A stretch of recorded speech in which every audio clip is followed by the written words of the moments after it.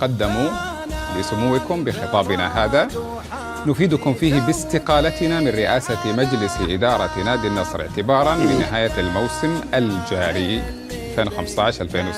تقبل سموكم أخلص تحياتنا وتقديرنا رئيس مجلس الإدارة فيصل بن تركي بن ناصر بن عبد العزيز آل سعود. ما تصورت الفراق وما تخيلت كيف تودع نادي النصر؟ أتمنى يعني إنه جماهير نادي النصر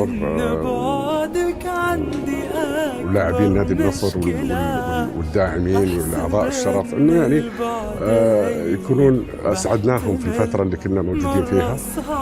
إنه أتمنى إنه التاريخ ينصفنا كإدارة وكرجال عملوا في نادي النصر وكمجموعة عمل حتى اللاعبين أو خبري بقلبي شديد ولو نهشني ألفنا شايل حمول وأنا نصراوي يعني جيت من المدرج إلى صرت عضو شرف إلى صرت نائب رئيس إلى صرت رئيس.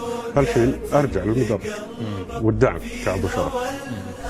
بسهولة عليك هالقرار؟ أنا أقول لك كيف تودع النصر يعني بسهولة جاء عليك؟ ما هو سهل بس يعني ما هو يعني إن شاء الله بعد فترة ممكن يكون عندي لقاء مطول إذا كان في وقت ونقدر نحكي في الأمور هذه، لكن فعلا أكيد صعب ما هو سهل. والهوى غرب العلوم واهتويت الغرب لا يوم لوح لي موادع كان فيه عيني جواب من لمعت عيون خلي اطرحت لي أسئلة كلها تحكي عيونها يا رفيقي لا تغار ردت جفوني وقال دمع عينك اهملا ليه ما تدمع عيوني اذرفي مثل السحاب ارخص دموعي عشانه شوقي هو يستاهله اسعد بشوفك وقربك صحبتك زاد وزهاب